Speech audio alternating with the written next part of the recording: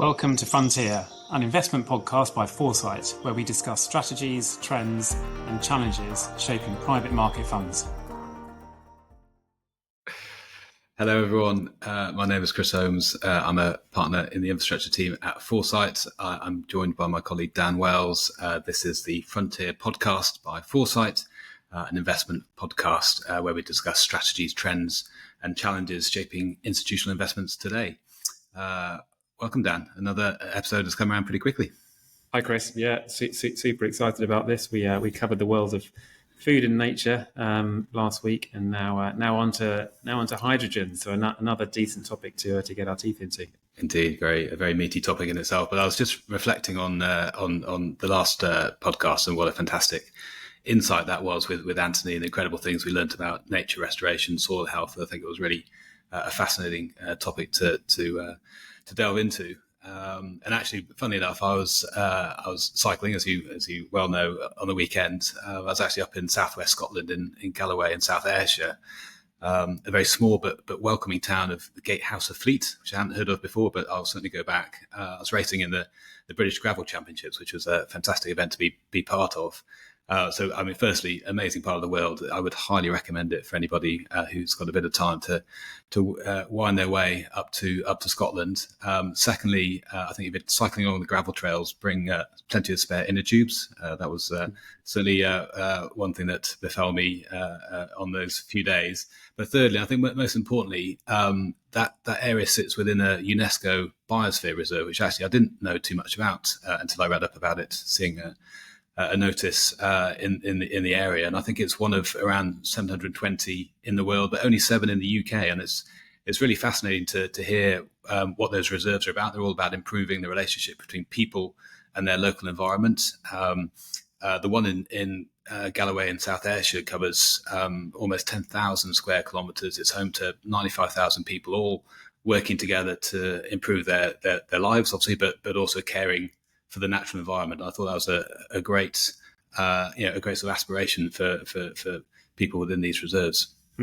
What was it like? I mean, it's cycling through that area. Do you get much of a chance to appreciate that, or are you sort of more focused on not falling off your bike at that time? A little bit of both. I tried to look up as much as I could, and stunning scenery, wonderful forest to cycle through. Yeah, exactly. Well, I think for those listeners maybe outside the UK or haven't had the chance to visit Scotland, it is worth saying that coast, the west coast, is particularly beautiful, and there are some particularly kind of stunning examples of what wilderness kind of looks like, or as close to wilderness as we get to in the UK.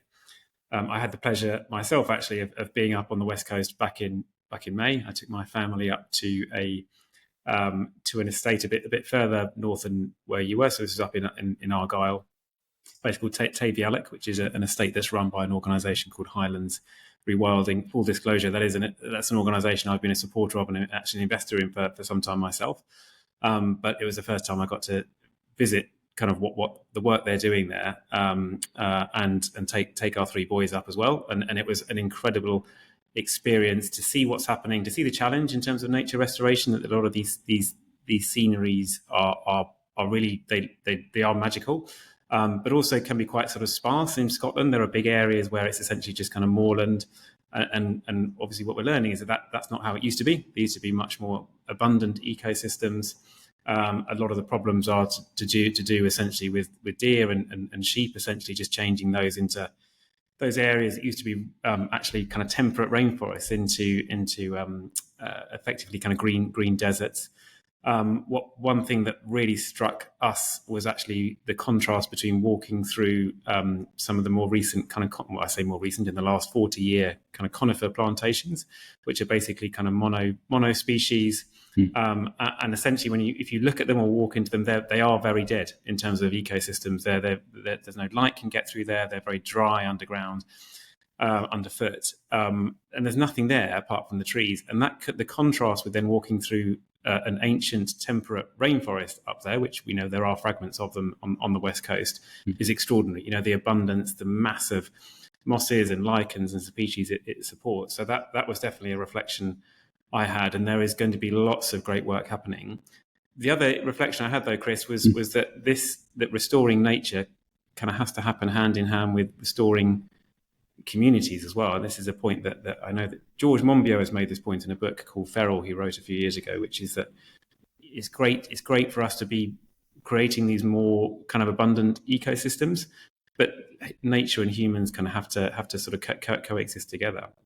I'm reading up on UNESCO after you flagged it. I know that's a key objective from their perspective as well, is kind of balancing those different perspectives. Yeah, indeed. So I highly recommend any of our listeners to go and visit one of the many biospheres around the world. I think you'll certainly be fascinated by what you see.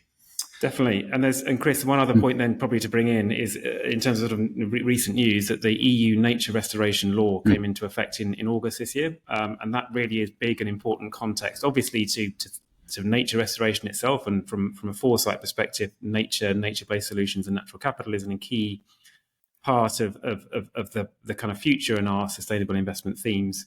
But it also does impact energy as well. So coming now onto clean energy. Clean energy has a large land footprint. A lot of land will be taken up with solar, wind, and other forms of renewable power generation.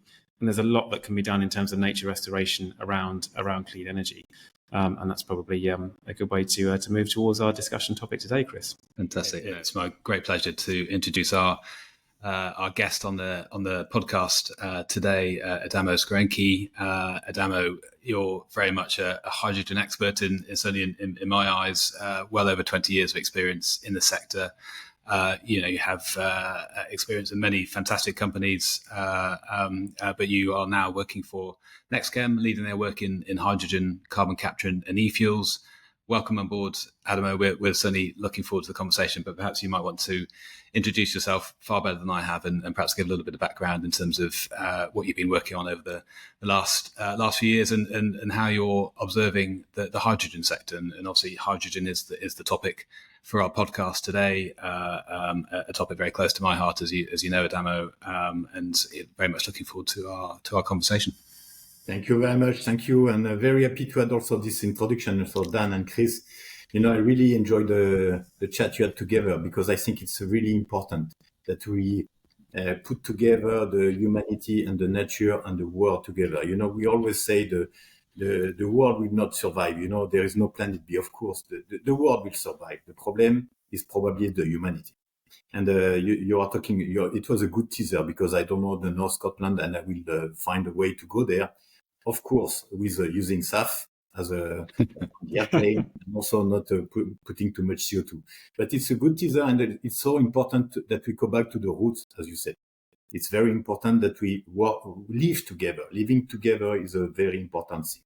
And as you said, Dan, also one point I like very much, you talk about the energy. And I think the energy is something that is key for humanity and for society. Because when you have energy, I would say you have everything.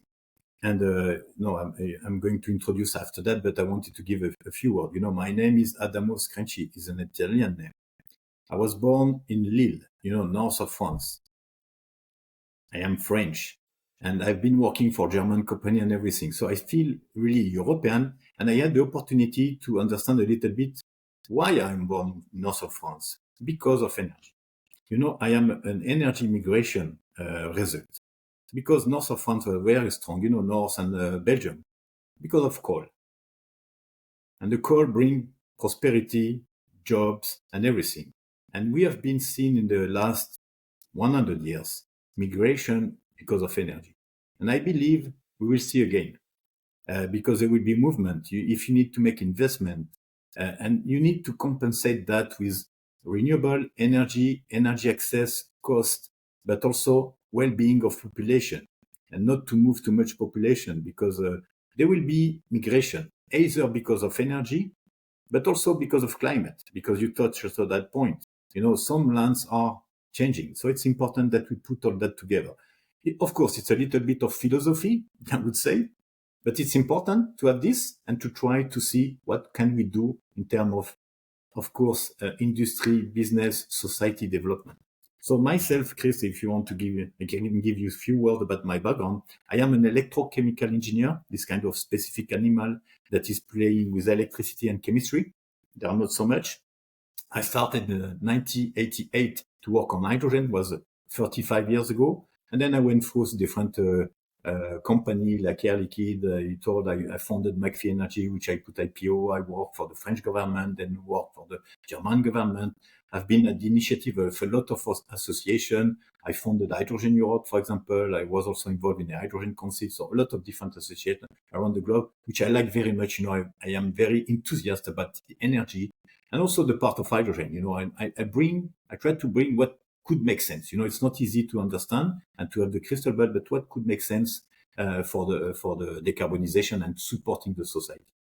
Recently, I joined NextChem 1 year ago, and we are very, I would say, crossing the figure, very successful by some acquisition, by a lot of new projects in the decarbonization, in the CO2, in the biofuel, in the e-fuel, growing the big team internationally. So I'm very happy to initiate and to push and to accelerate every initiative. And I'm very happy to be here with you today to chat about what could be hydrogen.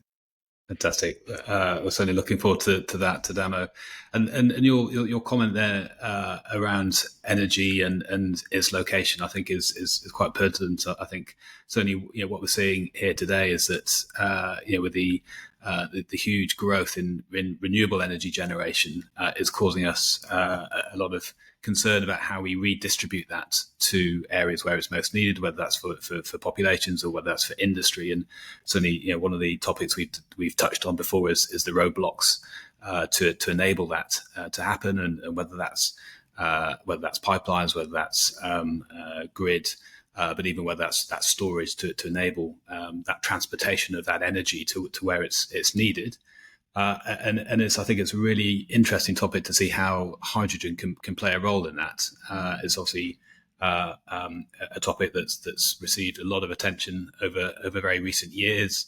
I think obviously at Foresight we've been tracking the sector for a number of years now. I think we're very encouraged by how it can play a role in decarbonising everything from transport, industry, power, and how it can have many different derivatives as well. We talked a little bit there. You touched on ESAF as well, which is a topic in itself. So I think we're really encouraged by that. We're also very encouraged by seeing national policies come through, followed by specific legislation that's really driving this sector, giving investors a lot of confidence that now really is the right time to be investing into these projects. And we can perhaps touch on in our discussion, Adamo, some of the differences we're seeing around the world, whether that's a CFD regime in the UK, whether that's an import subsidy in Japan, whether that's demand side regulation that we're seeing in Europe. But there's many different ways to stimulate the hydrogen economy, which I think is a fascinating topic to delve into. And I think perhaps it might be worth to sort of give us a feel for our listeners' interest as well before we delve into the conversation. We did put a poll on our LinkedIn page a few days ago just to garner some thoughts from those who do follow us. And the question was, given the increasing focus on hydrogen as a clean energy solution, what would you view as an investor as the key consideration when investing in hydrogen? So the four answers we gave were technology readiness, infrastructure development, regulatory and policy environment, and market demand and adoption. And by far the most clicked on answer was market demand and adoption, followed by infrastructure and development. And I think that's no surprise, Adamo, to hear that's the responses coming through. A few topics which I like very much, the discussion also, Chris. You say one word at the beginning. You say today there is no question about renewable. But just think 25 years ago. I was there and I was pushing for solar plant, solar production. And why? Because I believe this is good for humanity, because everybody has a little bit of sun, everybody has a little bit of wind, and everybody can have access to some energy. And this is good for more stability in terms of war, because energy is one of the best and worst tool. You know that we are fighting for energy since we are on Earth. So to develop renewables where you have access somewhere, and we are not inventing something new. our ancestors were living where there was good quality of life, a little bit of sun, sometimes some wind, to use the energy of the wind, to do something like the windmill, etc. We are not inventing. So I think renewable now, it's on the everybody agenda, and this is good. But it took us some time to do that, to accelerate. We see a big acceleration the last couple of years, honestly. Why? Because we see the break even in the price, and we see, okay, the price is not everything, only the price. The price of energy is not everything. The cost of energy is not everything. You have to consider into the economics or into the calculation a lot of other benefits, population, local production, autonomy of access to energy, and we see what are the results of that. So this is something that is very important, in fact. We take it for granted today, but if we look back, we understand what we did. Then, because energy is driving all the others' activity. When you say hydrogen, the last couple of years, there was a little bit of too much excitement because, of course, hydrogen is so wonderful. Hydrogen can do a lot of things. But then after that, you need to put priorities in terms of what we can do. Of course, hydrogen, you can drive a car. Of course, with hydrogen, we can heat a boiler or whatever. Of course, you can do in gas, etc., etc. You can do so many things because hydrogen is the first molecule needed to do everything you need. When you need to burn, when you need to produce chemicals, ammonia, whatever, you need the hydrogen as a first molecule. And the discussion I had 25 years ago, I was thinking about what could do hydrogen, what could be the role of hydrogen, and I said, the hydrogen could be the link between electron and chemicals, and this was something special. When I talk about that 20 years ago, people were saying, Adamo, it's a little bit strange, because we are doing everything to produce electron. And so electron is the end. It's the Graal, It's finished. When you have electron, it's done. You don't need any more because it's the best product on the world. I agree in a certain way.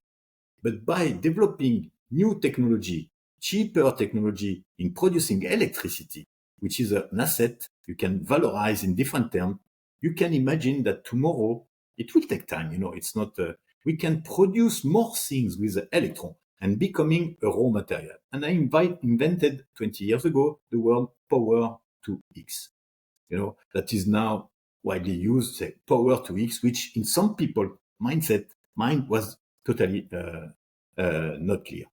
I will correct also one point. We are talking here about hydrogen as energy. Hydrogen is not an energy source. It's just a vector between different energy. So it's not a source, except the small quantity of what we call it the gold or the white hydrogen that we could think about finding somewhere. Why not? But it's not an energy source. It's just linking two networks of energy together, which is very, very important because it creates flexibility. It creates time displacement and space displacement. And these are the two main important topics for energy. I will give another word there where I say, why it's important to displace energy in time and in space, because you cannot tell the people to move all around the globe everywhere. So you need to bring energy there in time and there in space. And hydrogen is by far the best friend of renewable, because having access to renewable that you do not control, you can make energy out of that, of course, with a certain efficiency, to bring energy in another place and in another time horizon. This is important. Going back to your pool, of course, the market demand is important, because if you have the market demand, you can create the business case. But I would say, what do we need to do to create the market demand? Because today there is only a market demand, a kind of willingness. Everybody say, okay, I want to decarbonize. Of course, I want to reduce my CO2 footprint. I want to use green or low carbon solution. Of course, everybody is willing to do that. But how to make it real, to make business case out of that, to finance that project? Because if we just work on the willingness of people, which is there, and also some maybe pioneer or early adopters that are ready to invest a little bit of money to do this kind of project, it will not be enough. It cannot be mainstream. So we need to unlock the first one. And I go back to my comparison to the renewable. What makes the renewable successful? Because I remember in France 20 years ago, PV production was in the range of 600 euro per megawatt, 600. And today it's 40. Of course, maybe everybody made some mistake because we supported industry from abroad, whatever, but at least we understand how to make it happen to divide it by more than 10, by 15, the cost of this energy. So we need to replicate in a certain way the same thing here with hydrogen in a different way, also not to lose also jobs and capabilities. But we need to replicate, and we need to incentivize first the early movers. We need to give them a benefit, otherwise they will not do. And if we don't start, we will never reach the end game. So this is important. So I think creating the market, of course, but the first market will be created, from my point of view, a lot by regulation. The regulation can activate the market, the first market, I would say. And the regulation has to have in mind that we want to support this or this or this market because we believe in a certain horizon, on a certain quantity, it will be economical. So, because we don't have to forget, I would say, always the trilemma, I would say, from the energy. We need to have economical energy. It has to be economical. It has to be available. And today, the third parameter, it has to be sustainable. You need to balance these three parameters, and you cannot take only one of that or two of that because it's not good. This is what we did, in fact, in the past. Available and cheap. Okay, oil. It's very cheap and available. So, and it was good. I don't say it was not good. It was good for the society. We grow, we develop the well-being, the life expectation, etc. But now we have to put a little bit of sustainable inside it. Not too much, because otherwise we kill everything, which is not good. But we have to take this into the equation. Adamo, I'm just going to jump in with a couple of questions, and thank you. I think that's a great way to sort of outline the landscape of hydrogen today. You touched on the last couple of years and the kind of discussion cycle we've been through, the kind of realization of the power of hydrogen and the role it can play in the broader energy transition and its kind of multiple applications. And that kind of evolving into a more sort of detailed, nuanced understanding of that. Of yes, it can do lots of things. So what's then the hierarchy? What's the merit order? Do you think? I'm going to ask you two questions at once here. Do you think that kind of like the current discussion is now accurately reflecting, what that merit order kind of really looks like? Do you think there is a good understanding of where hydrogen really makes sense and where it doesn't make sense? And I was going to ask a second question about then, which also links into just what hydrogen is being used for and how it's being produced. Is it more important to cite hydrogen production where the cheapest form of energy is? So is it about the supply side, or is it more about the demand? Like, is it more important to be citing hydrogen production near where the demand actually is? Because I think that kind of goes to the sort of the heart of some of the roles that hydrogen is playing in the economy. Yeah, I will. Thank you. These are also a lot of good questions. First point, of course, we know more today than 5 years ago. Yeah, because we know a little bit more about the market of hydrogen was a few people. When I was starting doing hydrogen, I said 30 years ago, I knew everybody in the hydrogen market in the world. We were a bunch of crazy guys that developed that. I was working with Toyota to develop the Mirai. I was working with Thyssen to develop the electrolyzer. The electrolyzer company were a couple of companies. The market of electrolysis in the world, still 10 years ago, was 300 million euro. Peanuts, 300 million euro worldwide as a market of electrolyzer. I knew every factory in the world. I knew every player. So this was still 3 years ago, I would say, 4 years ago, 5 years ago. And still I know because it's going. And then became, I think, the too much hype. There have been a pressure to put hydrogen everywhere. And I think we are paying all the community a little bit that, because 3 or 5 years ago, you were putting hydrogen on your company and you raised 100 million euro, 300 million euro. You have seen all the valuation of the company. So we need to learn for that. Honestly, I was not happy at that period of time, personally, because I say it's becoming too much and everybody is jumping, and 90% of these guys do not understand what is hydrogen, how to handle that, and what it's for. So this is a little bit of course, we know more now, and we put some priorities, and we know a little bit the priority market. I will give you some example after that where I was at the initiative of that, when I was believing that this market could make sense. But of course, this market makes sense also with some support of regulation at the beginning and some early adapters. As I said, you need to find a good equilibrium. And again, I will give you another example of that. It's not only an Excel table, because we are not at the stage where you can make the Excel table like the PV. I have the land, it costs me that. I have the feed-in tariff, it costs me that. I know we are not there because it's a little bit more complex in terms of technology, in terms of maturity, in terms of market. And also it's driven by policy of the country. I give you another small example to illustrate that. When I was ThyssenKrupp in Germany, being an Italian father and mother, but with a French passport, I went to Australia to develop ThyssenKrupp in Australia for renewable and hydrogen. And the people, just by joking, were talking, say, oh, you are Italian, French, German. As again, I was saying, I am European. But there in France and Italy and Germany, of course, for the electricity, you have the same system, of course, because you are so small. Italy, France, and Germany are small countries compared to Australia. And of course not. Why we have 80% nuclear in France? Why? Is it because it's cheaper? Is it because no? You know that, huh? It's also sometimes some political decision that make some choice. So you need to understand that political decision also that can impact the choice of one or other energy.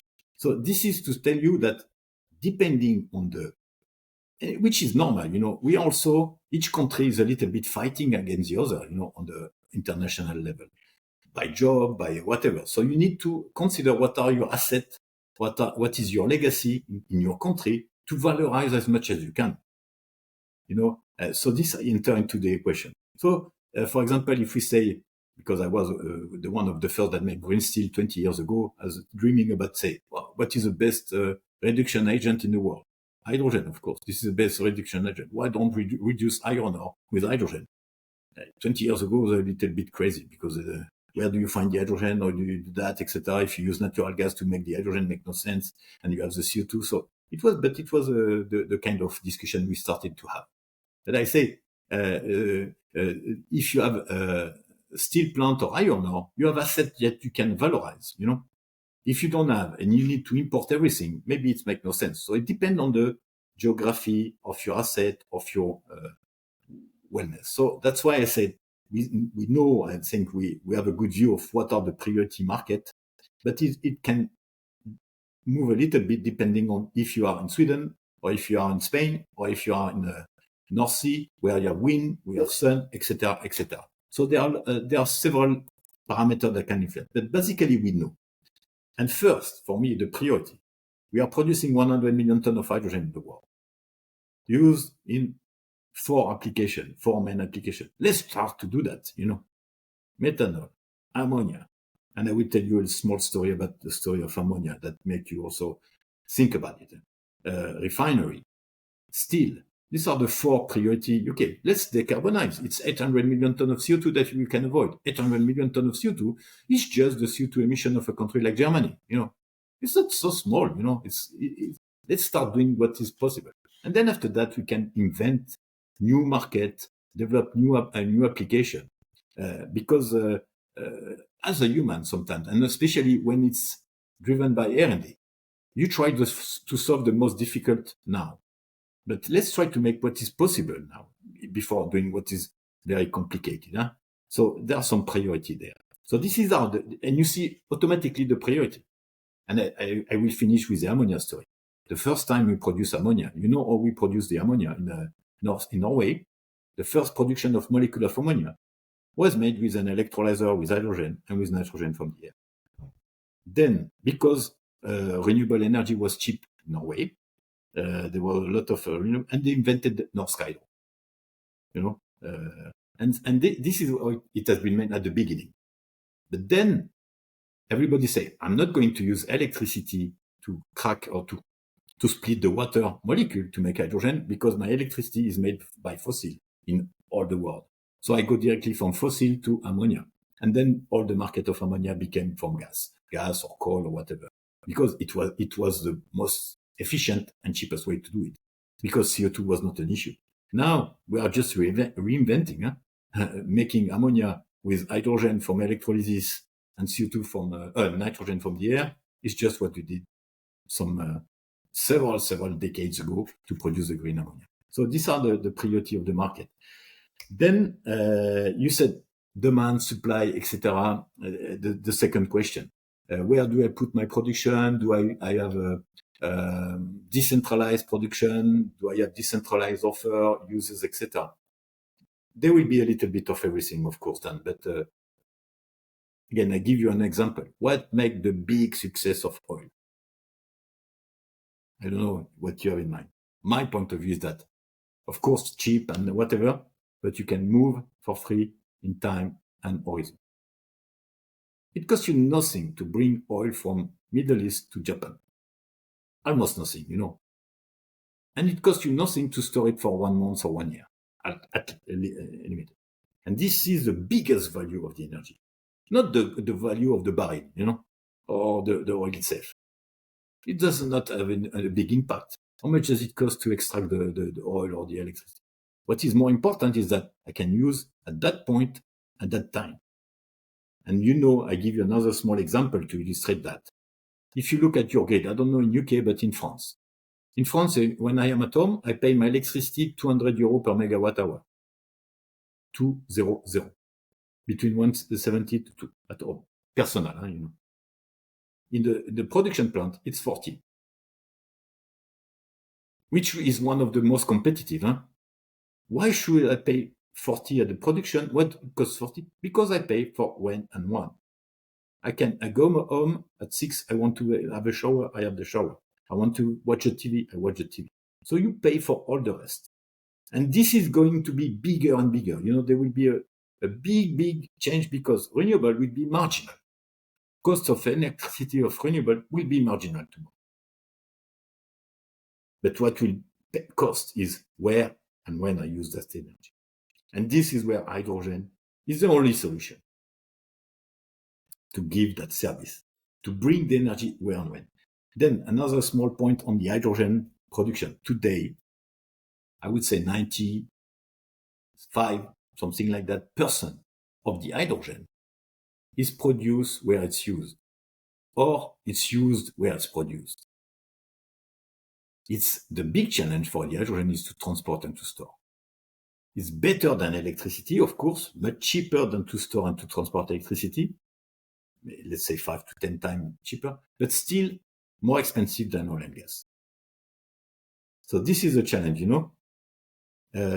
transportation and storage. When you look at technology, when I'm also part of a think tank, R&D platform, etc., I say, it's not the production today. We know how to produce hydrogen, and it was not my point of view. No, electrolysis is important, but because it's a big block and a very expensive, also part of the chain, but storing and transporting hydrogen is still a challenge. I've been participating in making the liquid hydrogen ship in Japan, from Japan to Australia. I know that, etc. We know everything is possible, but at economical, cost, competitive cost, is still a challenge there to store. Pipeline, I've been one that started maybe, European hydrogen backbone with Gazuni, with Aeon. I was one that said, let's try to put pipeline because pipeline is cheaper to transport and is not something technically complicated to do, but it takes some time, you have the investment. So this is a big challenge, transport and storage. So that's why for the moment, I would say we need to focus on product that can be transported and stored easily. Ammonia, 200 million tons, you can transport, you can store. Methanol, steel, etc. And you start to decarbonize in that way. Of course, there will be some local production somewhere because you have assets and you have renewable and you want to produce for yourself. But I think the big project, and I look, for example, at the NEOM where I was at the initiative of that in Saudi, to say, let's think big to have a big impact. We need to produce something that is transportable. Okay. And there's an interesting comment there about the big projects, Adamo, because I think if you look at it through the eyes of our clients, our investors who are seeking confirmation that this sector really is investable, looking for the confidence in the market that comes from the regulation that you talked about, some of the subsidy regimes which differ across different countries, but also the application of this new energy vector that has many different derivatives, many different uses, has challenges around transportation and storage, all of which are surmountable, of course. But it comes with the need for infrastructure, and it comes with the need for market demand and adoption, as our listeners have voted for in terms of their key considerations. And I do wonder whether we should be perhaps focusing on the wins in the sector, which are perhaps the sensible size projects that get this market underway, that prove not what is a concept, we know it works, but proves the market and the landscape, the platform that's been created across different geographies, and gets this market underway, gets money flowing into this sector, brings confidence that these projects can be built, do have users, do have a business case that supports strong returns to the market. And perhaps a question to you, Adamo, how would you see the types of projects that perhaps you're involved in terms of size, scale, ambition? Which ones do you think we should be focusing more on? Yeah, this is what I was trying to say. I told you the market area, steel, ammonia, methanol, SAF. These are the no regret market to do today. So in this area, there is a lot to do, and a large project. You have seen H2 Green Steel in Sweden. I'm sure you know this kind of project. Gravity in France, NEOM in Saudi for ammonia. These kind of projects are sizable. Of course, it will take some time to go that scale. And I think the minimum size was in the range of several hundreds of megawatts you need to make a reasonable size of equipment for 400 tons per day of ammonia. That can be still a small plant, decentralized. When you get an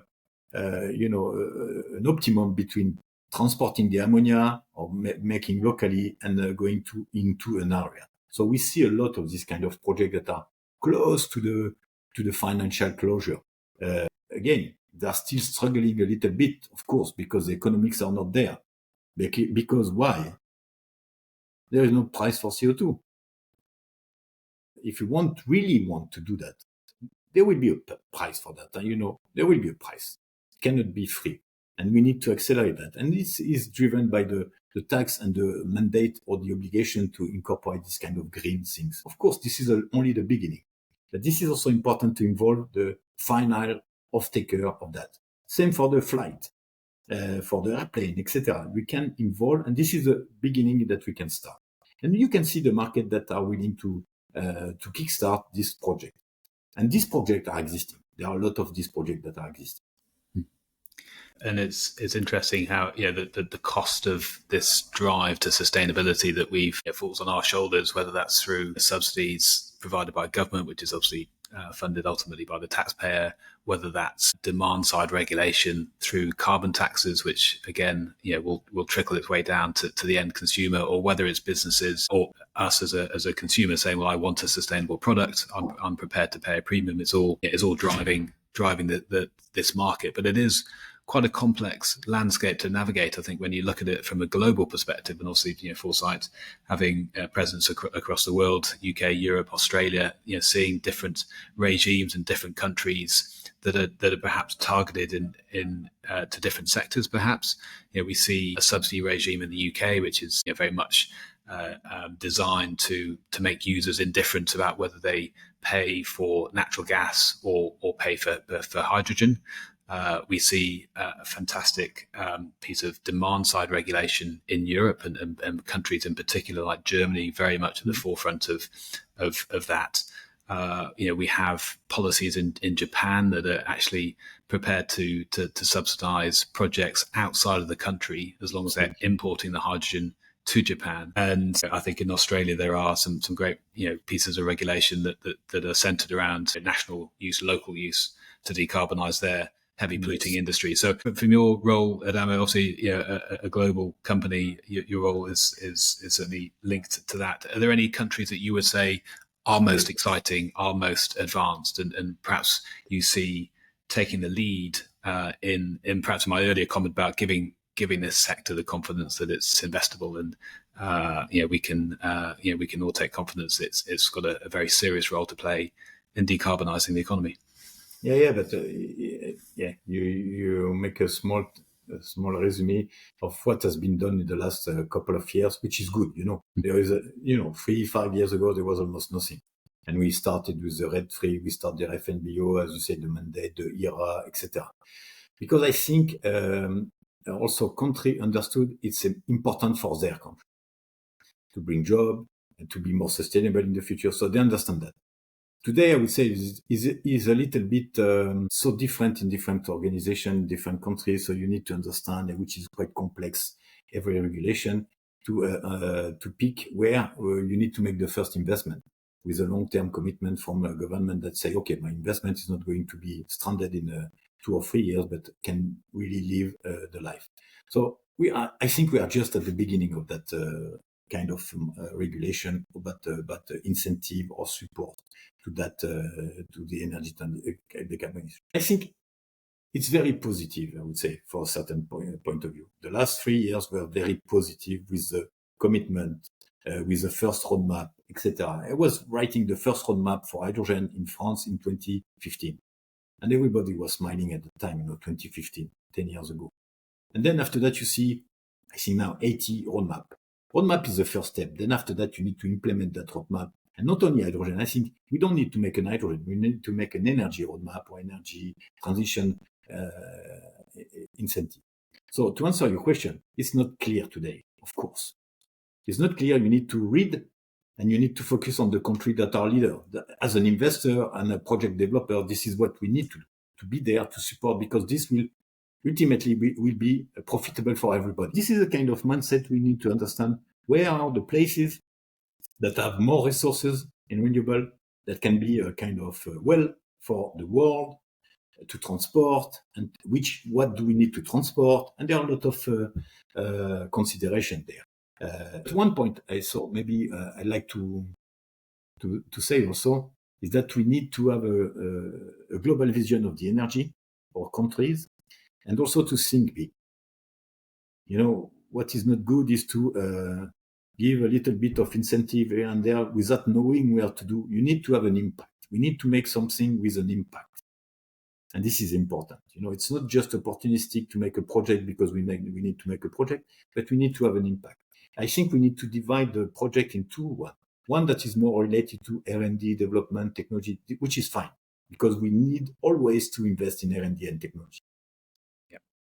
And that impact is certainly something which we're looking forward to seeing in practice.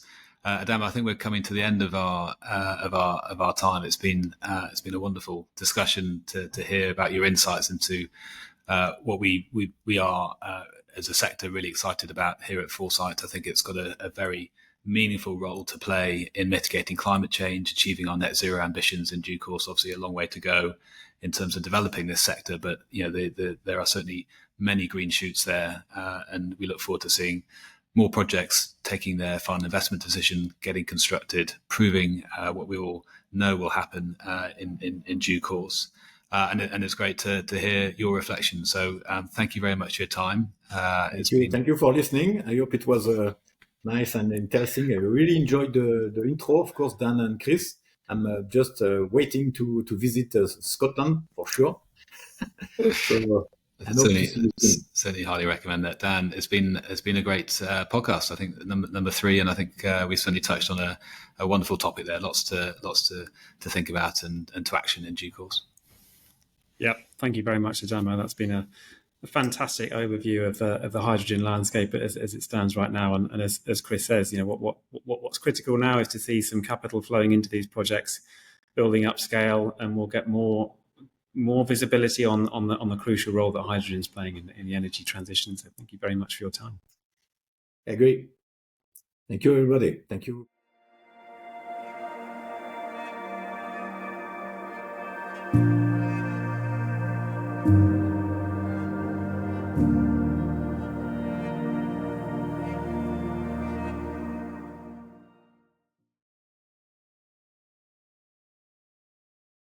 Important information.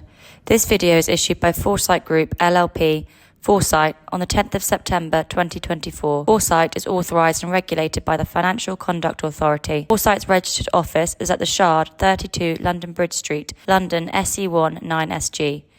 This video has not been approved as a financial promotion for the purpose of Section 21 of the Financial Services and Markets Act 2000. This video is not to be reproduced, distributed, or any of its contents without the prior consent of Foresight. This video is for information and discussion purposes only and may not be used for the purpose of and does not constitute an offer to sell or the solicitation of an offer to acquire any securities. Viewers should not construe the contents of this video as a financial, legal, accounting, tax, or investment advice. If you are in any doubt about the contents of this video and or what action you should take, you should seek advice from an independent financial advisor authorised on the Financial Services and Markets Act 2000. This video contains information of a preliminary nature that is based on unverified and unaudited information. The information and opinions contained in this video are for background purposes only and do not purport to be full or complete. No reliance may be placed on any purpose on the information or opinions present in this video for their accuracy and completeness. The value of investments and any income from them may go down as well as up, and past performance is not a reliable indicator of future performance and is not guaranteed till is at risk. This video contains forward-looking statements.